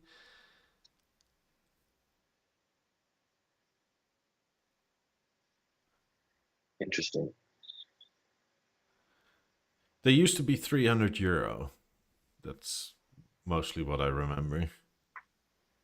Which probably at the time was what, $350 or something? Mhm. Yeah, we had the same thing with ours, Billy, as far as the faulty contacts, which proved not to be faulty contacts, but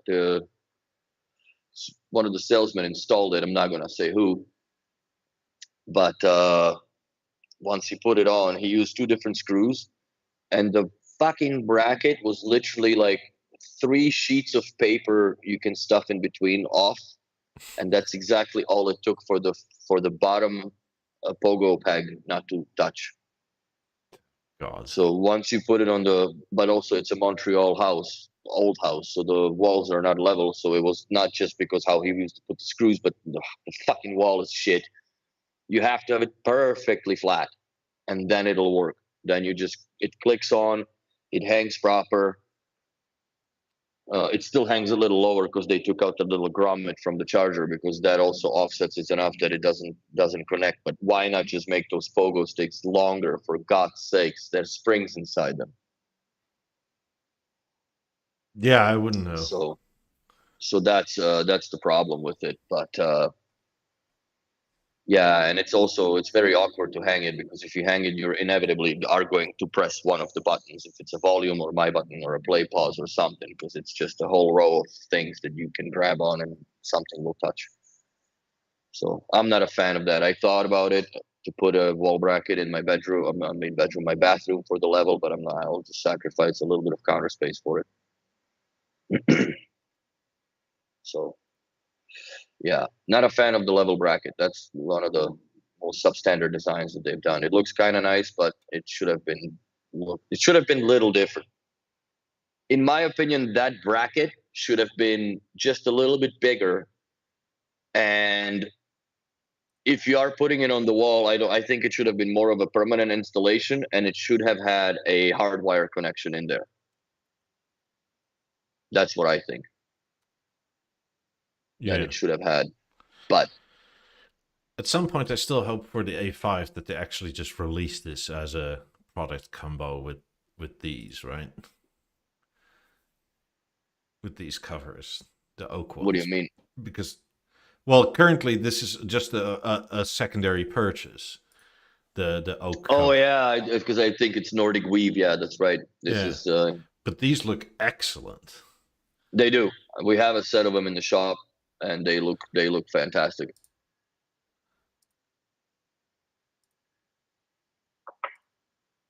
Maybe one day they'll do the walnut ones too. Hopefully. I mean, I know there's a walnut cover for the level. I know because I've seen it on pictures. Yeah, it's in the London store. I've seen it in real life. It was quite nice. But that's bespoke, right? I guess. Must have been. I guess. I mean, though one would assume that you could order it, but apparently not, or you can order it through a dealer only. Mm-hmm. By the way, Harry Mark asks, was there ever more than one version of Be Remote 1? Yes, the IR only version has the 3 My buttons on the top, but only 3 My buttons. And you have TV music and list underneath them. So the list was in such an awkward place where, for some reason, B&O, that's the only feedback that they had listened to on that remote control. And they came up with the Bluetooth version that they put the list down, made the whole mic on, and put 4 My buttons, moved the TV and music in the middle, and pissed on the backlighting. Yeah. That's so basically it. This is the IR only version. Yes. And that's the only way you can tell, really, because everything else is the same. Yes. I don't know how many people see that picture with the scissors. I don't know how many people keep their remote control for $600 with fucking scissors in a cup. I don't know, interior designers that are proud of their designer scissors. It looks great together. Yeah. It's, I don't know. Maybe want to be a bit insane or daring or... I don't know. I would do it. This is just how you keep your remote around, right? Like, another thing I don't get is why wouldn't you almost like put it screen down if you're really that unbothered by your remote? Because, like, who's going to pull it up by the screen? Wouldn't you rather pull it up by the bottom?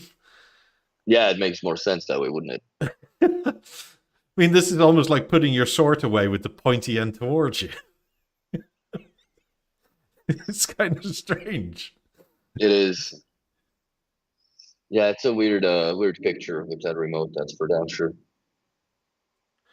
Ntube7 says, is the one with Netflix button IR or Bluetooth? It's the one that does both. Yeah, that's a hybrid.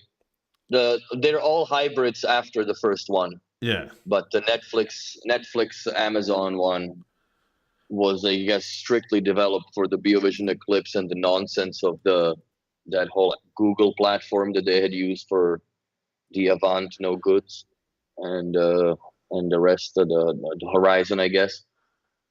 But I guess sadly that Netflix never worked on the actual native platform of the TV. So I guess there are very rare ones. But this, like, again, because this layout below it, this is the IR version. No, they're Bluetooth and IR. It's the same. It's the same. The initial one with Netflix and Amazon I had was in the quadrant version. So you had like Netflix, Amazon, and then my button, and TV, and music was in the middle. No. Pretty sure. That's what they used to look like, man. I still have one. I carry that one in my service bag. and they're both IR and Bluetooth. They're that Netflix nonsense looks hideous on it, anyways. Though I would never own it. I own it only so I can test shit. So I have a 1 beater remote. Get some more soda.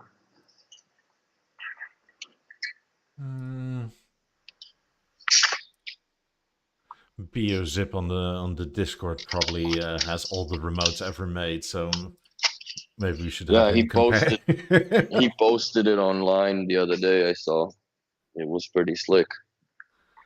All the colors, plus the red one, right? Because he's got the bespoke version. I wish they used to have that still available. The engraving when the Avant came out, you could have your remote engraved with your last name or whatever you wanted to put on it. That was pretty cool. Back in the years of time. But that no longer applies, I think. I still wish that they made more remotes as far as the like for the home control. I would like to have a remote that has the light and control on it. Because I know there is is there a company that makes this happen? I know that Henrik had one back in the day. Yeah, this company provides it for like hotels and that sort of thing. Mm-hmm. And somehow they can customize the pads and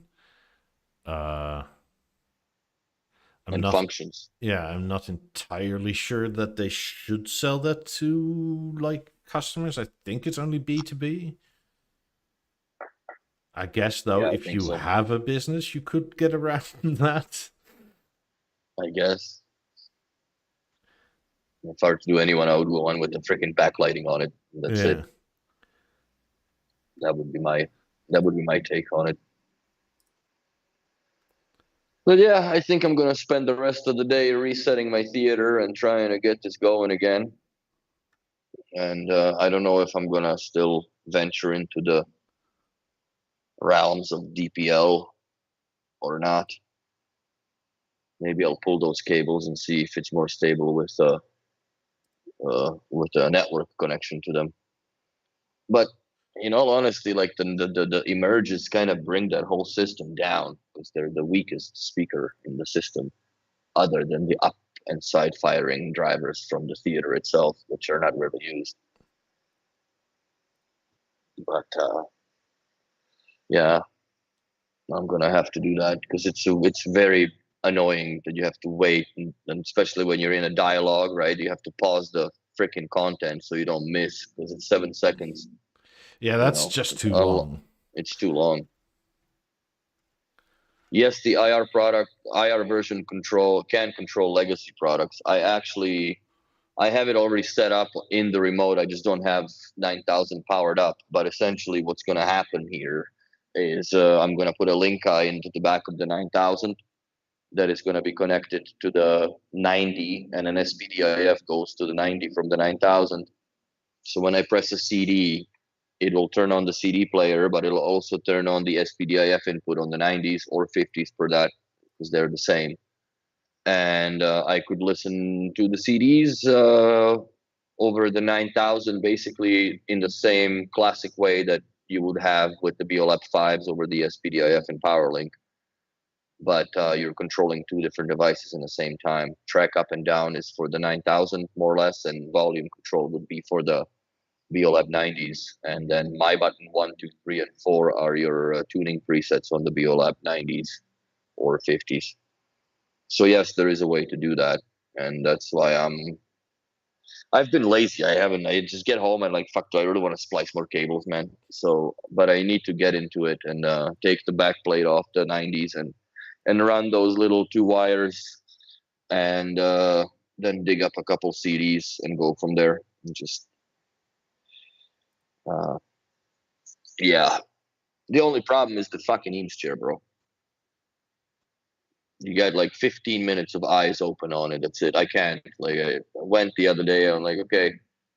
I'm standing around the kitchen doing things. I'm like, fuck, I'll never sit on this chair when I watch something. So I went down, sat down, had my beer with me. It was like, I think it was 10:45. I sat down and I woke up. It was 2 o'clock in the morning. Beer's fucking warm, and there's whatever nonsense that the YouTube takes you down the rabbit hole. And I'm like, holy fuck, man! I passed out hard. Wait, yours doesn't So ask, are you still listening? Because mine does for some reason. no. She'll play till the chickens come home, or I wake up, or come to. Like fuck. It was yeah. I Just think have I a woke up at 1:30 because at 2 o'clock it shuts off. I have it set up on the gateway now that on the weeknights it shuts off at midnight, and on the weekend it shuts off everything at 2 o'clock in the morning. And I was just within the tolerance that everything was going to turn off, and then I would have just slept on the Eames chair till I would have woken up in the morning. Call this. So just have yeah, it's a that very warm swig dangerous of chair. beer in the morning to wake up Oh to. yeah, bro. I might as well pour it into my cereal bowl. No, it's fucking nasty. I can't sit in that chair and actually like I don't know if I'm too old now or something happened, but I just pass out. I pass out immediately as soon as I sit on it. So I need to buy a couch that's less comfortable, I guess, so I can enjoy music. Yeah, you can always get something without a backrest. That way That's you it. can't fall asleep. There's no way. Just take that little Capelli stool from the hallway and sit on that. I guess a Barcelona chair could work because that's weird to sleep on. Like, also you just sort of fall off at a point. Yeah. Get a stool these days. Neo says, yeah, that's it. But yeah, it's very challenging to stay up listening to the '90s on that chair, especially when I had a long day at work and I just sit down, poof. But don't get me wrong, it's the greatest place to fall asleep to music to. That's for sure. Because you get that superhuman hearing just before you fall asleep, like like all your brain's turned off other than the ears, and it's the best time to listen to music till master shut down. And you wake up 17 tracks later. But It it's a tends to good problem happen. to have. I have that on occasion, But but my couch is sounds also so way too good and so comfortable. soothing. Yeah, and it sounds so great. Like it's just there's nothing like the '90s, and when you sit there and listen to them, it's just you can hear all the details and just get carried away and fall asleep. That's it. I mean, on my couch, right, the backrest can be pushed back, and then, God, I kid you not, my couch is like almost 80 centimeters deep, so I can just sleep on it. Oh yeah, Like, it's to the point where, like, I at 6'3", right? Like, if the thing is all the way back, my knees don't go over the edge, so like my legs will float regardless. yeah. There's no stupid questions, Harry. Fire away, man. But yeah, Look, the B&O Eames has chair made is deadly. so much crap over, well, crap, so many things and versions of things over the years that it's hard to keep track of. What do you refer to? Anything like I could have sworn, right, that this was an IR remote, but like you're correct in that you only got a third my button for some weird reason. No, it's the first one. It's the first my button. It's just Yeah, but like the in the Netflix and Amazon are also a my button. They're just so dedicated you can't yeah, change you them can to change it. it. Which was the really weird thing with that first Eclipse, because I remember because they advertised it as like Netflix and Amazon Prime native because of Mm, that situation. Netflix and Amazon demanded that it was on the remote, hmm and I bought it, right? But the only fight I really had wasn't the price with my dealer. It was like, get these fucking buttons off my remote. Like, I hate them. Yeah, I didn't like it either. And at the time, the Avant, the Bluetooth one, already had the insert with the 4 one. So I said, can't I just have that? Like, can't you just, I don't know, give me the insert? And he's like, okay, fine. Yeah, you can swap the inserts, of course, the spare part. Harry, can the Via remote be used with other TV somehow? Other than Apple TV, I don't think you can pair it to anything that I had tried. It works with phones, it works with iPhones, iPads, Apple, It doesn't work but with Lego.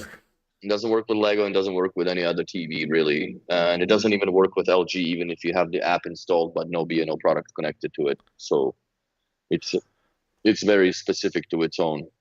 Has anyone been able to connect the H100 directly Bluetooth to the latest OLED TVs or a soundbar and watch movies in Dolby Atmos while playing something from Netflix and Prime, etc.? You can't do that because there's not enough bandwidth in the Bluetooth for the Dolby Atmos. From what You I can sort of do it with an Apple TV, not through not through the LG, LG's, Samsung, or whatever, right? You, but that's mostly because Apple can sort of do it. From what I've heard, it sounds quite decent, but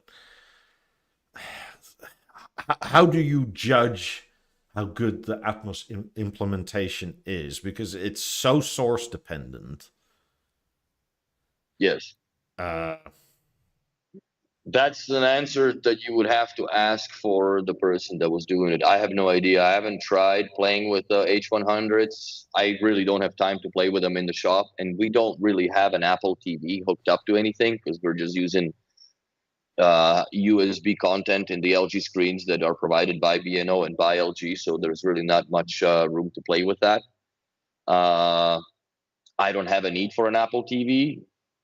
I might take the H100s home over the Christmas and try to connect them to my girlfriend's Apple TV and let you know.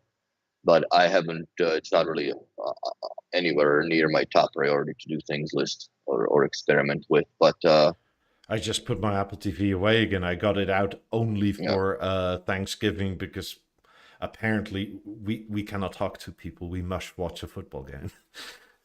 no, And I don't have cable, so it had to be streamed. But for some reason, the theater was acting up, so I had to like dig out the Apple TV again. And then it turns out I had no more like figure 8 to American plugs, so I had to find a fucking converter. And I oh, was like, right on, ah, right ah. on. And then the software was out of date, and I was like, oh. Yeah, it just doesn't end. Yeah, when you have something turned off for a few months or a year, I then mean, and yeah, since it it's was just streamed on Paramount for some reason on the Fire Stick, you can only install that through Amazon. So even though we already are like subscribed to it, right? Like it'll just get you another subscription, subscription. which is like, come on, this is annoying. Yeah, no, that's but yeah, I don't. I really have no need for a peripheral like we've talked about earlier. Like I think that they're going by the wayside.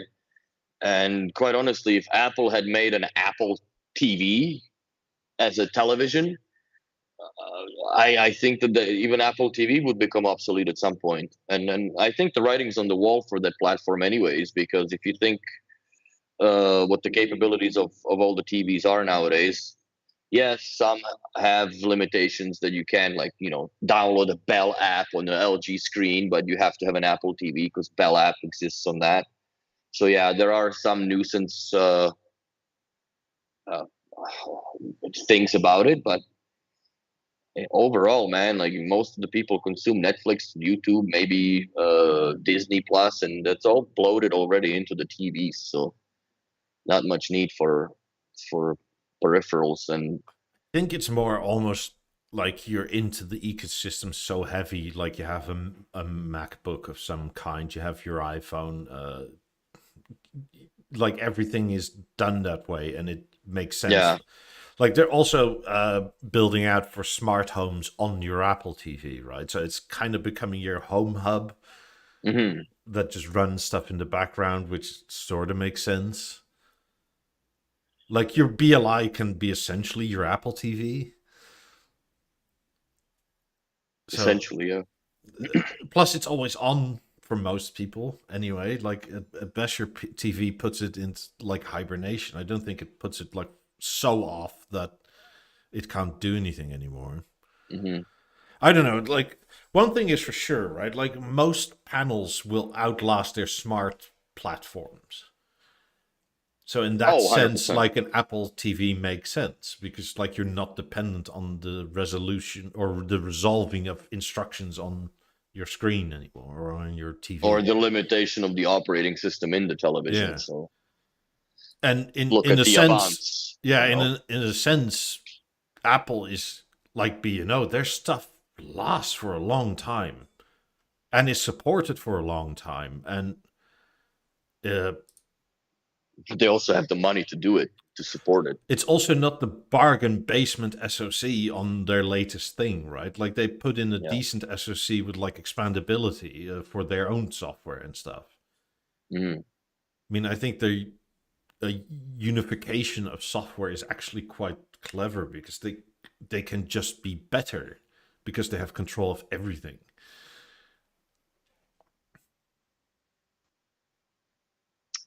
Okay, so if one has Apple TV and uses to watch Netflix and stuff, then the H100 work well. Is the Dolby Atmos experience good compared to AirPods Max or Sonos, etc.?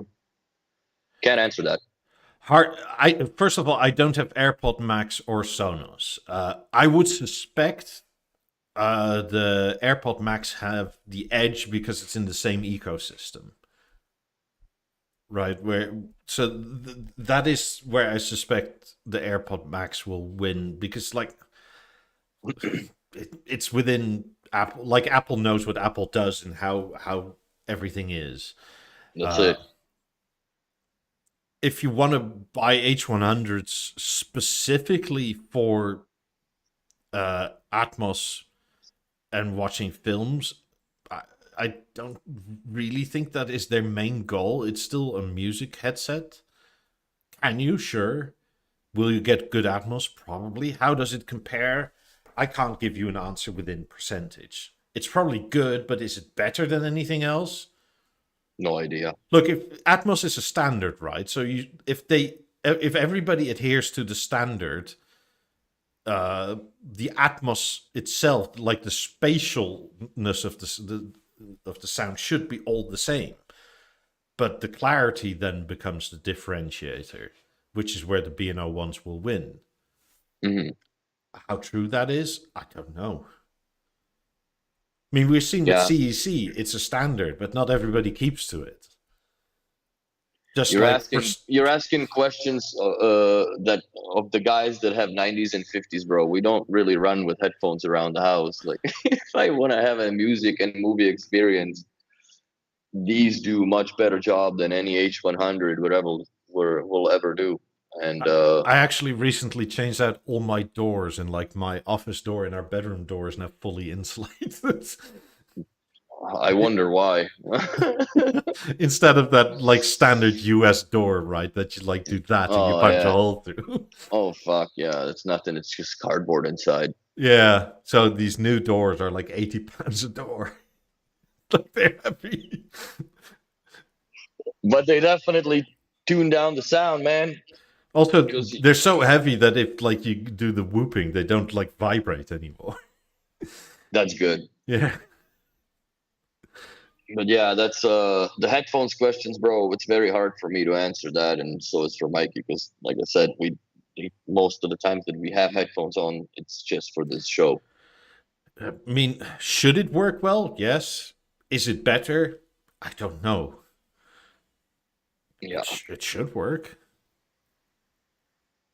it's something that you probably would even have a hard time having to try at the dealers. Depends. Like if you walk to us, then that would be something that you'd have to do by appointment, and I would have to probably have some time reserved to go in and set this up so it actually it's demoable, because we demo the H100s for what they're designed for, which is music, and I mean, that's all there is. if I have some time, I guess I could give it a try, but like the whole setup is going to take me what an hour or something with taking everything out of closets and putting it back It's in. worth a try, but then what movie do you watch, and how well was the movie mixed, and blah Yeah. blah blah, and there's so many things that go down. But yeah, I agree with you, and to better off asking about the headphones on the Discord. There's way more people with the H100 experience on the Discord than what we have, even me and Mikey combined per se. Because I'm not a headphone guy. I've stated it a number of times. So for me, they're cool, but are they cool enough to own? I don't see that being a point I mean, for. I like headphones. I just don't tend to use them. Also, the missus gets angry at me whenever I use them because she Hmm, starts talking at random points and she just expects hmm. me to hear, right? Like, even if it's Yeah, like 2 rooms away. I'm just sitting there just listening to shit, right? Yeah, even if it's spoken word, she'll just talk at normal level in the living room, which is like the Yeah. kitchen is there, and she just expects me to sit here and hear. So yeah, that's not gonna happen. So, like yesterday, I was cooking and like listening to something, and you just see somebody go, like, wait, what? And it's like, those goddamn headphones. It's like, sorry? Yeah, that's it. So it's yeah, the headphones are not cool for when you're in a relationship. It's better to have 2 pairs of 50s to scream over top of than a set of H100s. Somehow, I think I ended up with like 8 pairs of headphones. I I don't have know how this a. happened, but it happens. I was digging through my boxes and I have, for some reason, I still have every single almost color of the Form 2 eyes when they were cool. Bloody hell. I don't know. I just dug them up and like look at the Form 2s. I'm like, what the fuck? Open the box and like all the like yellow, green, blue, red, and black. Do you still have the Pepsi H4s? No, I sold those. I sold them on eBay for a pretty penny. I couldn't believe it Did you have the years ago. DJ Khaled H7s or something? No, I never got those. The ones that I have, I think, are H6s, the limited edition green. Those I still have. Those are not gonna go anywhere. I'm gonna keep those. And what do I have? The old A8s. I don't even remember how many like Bluetooth earphones I have. A lot. I don't. I've lost the count, and there's I don't count the earset twos and all the headsets for the phones. Just remember those days. This is apparently 2014. This is such a weird period. Yeah, Like the DJ Khaled version. we the best, bro. If you can't beat them, join them. Oh, God. I know. The only thing I really loved about these headphones is this angle on the cable. Like, they should bring that back, please. Because it's Hmm. so annoying. Even with these, which you see when it's straight down. It's stupid. I don't like it. Like, you had And then you some chafe and you can magic. always Yeah. hear your chafage from the wire on the headphones. How did we ever live with that? Like, you had some But proper gold in an idea that was a simple idea for the bloody cable. mhm, Like, please do that again. on the new ones. Well, I don't think that they really want you to have a cabled connection other than for charging nowadays. Maybe that's why it's meant so uncomfortable. Yeah, but you could Because gold it's the plated same on these USB-C cables with your H100s. for better charging. No, I know. for for your external DAC or whatever, or external streamer, or I'm actually thinking because there is a headphone jack, obviously, to the H100s. I'm gonna try and see because I found digging around the store's basement. I found the Dragonfly Audio Quest, a huh? USB DAC. That should work well. Yeah, I'm very curious. I'm gonna open it up because it's been there for man. It's got a pound of dust on it. So, and you're not really gonna have it. What are you gonna sell it to nowadays? There's not much. You could But just like H100 with USB-C to your phone, right? I don't think you can stop your phone discharging into your headphones, though. oh, but then I guess you could put it on the Qi charger, no? Yeah, Would it charge the phone and charge the headphones in the yeah. same time? But since modern phones want to charge other phones for some reason, Can you not stop it in the menu somewhere? Like to, I haven't found it yet. I've never ventured down that avenue, but I'm sure there's got to be a way that you can just disable external devices to charge. Because that would make a lot of sense. Because then, yeah, like your phone will die. If your headphones are at 20%, then your phone's gonna be at 20% pretty quick, and headphones at 100. Yeah.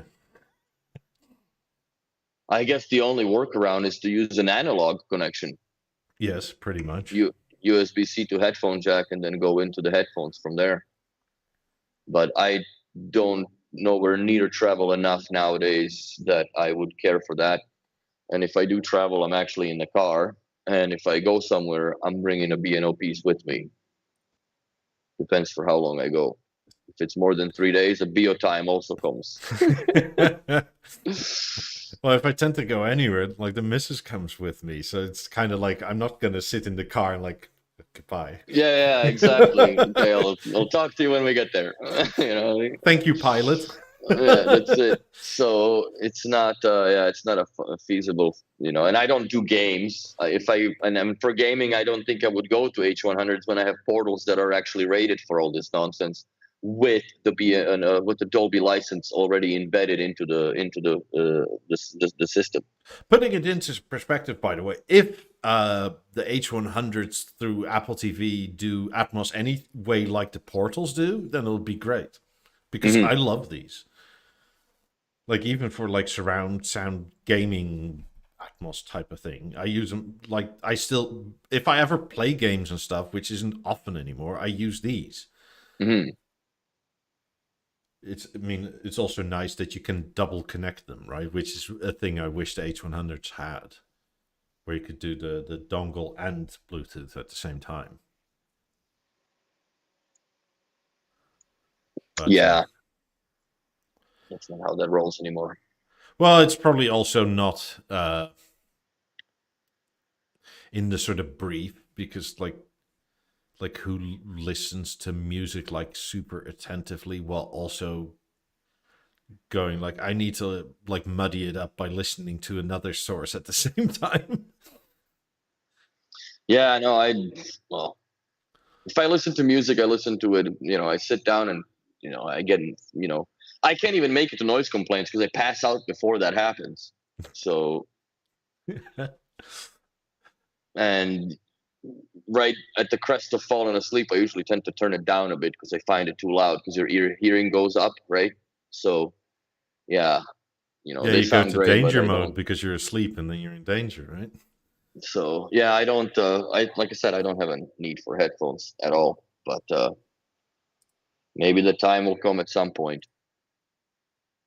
But that would have been maybe. I would love to have had these 20 years ago, when I was still at school and traveling, taking a train to work and blah blah blah, where you could actually use it.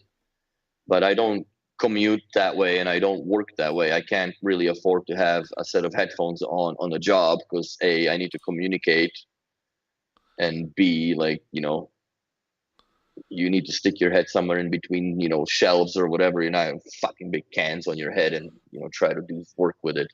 Maybe in a few years you can get B&O branded hearing aids. Well, basically the H11s or EXs or E11s, I guess, would be a pretty good substitute at this point. I do sometimes use the headphones when I was cleaning my vacuum filters with another vacuum, right? And the Milwaukee one, the old timer, he's fucking loud. So I just put the EXs in on the noise canceling, and it's actually decent. And they cancel more than the foam inserts that you get, like the earplugs. Yeah. So that's a benefit. But yeah, like I said, I don't really have a use for headphones, man. So yeah, on that note, yeah, that's all I can tell you. If I see some time to test it with an Apple TV, I'll see if I can do it. But it takes quite a while, right? It's like a 2-hour thing. Like that's including like setup, because it's like my Apple TV is not on my. Well, at least the software's up to date, bro. I mean, I was this close to selling it like a few months ago, and then I just was too lazy to actually continue with it. That saved your ass. Yeah. Anyway, thank you all for watching. Hope you have a very good week. Leave a like and subscribe if you haven't yet already, and we'll see you next week, hopefully. Thanks for watching. Bye.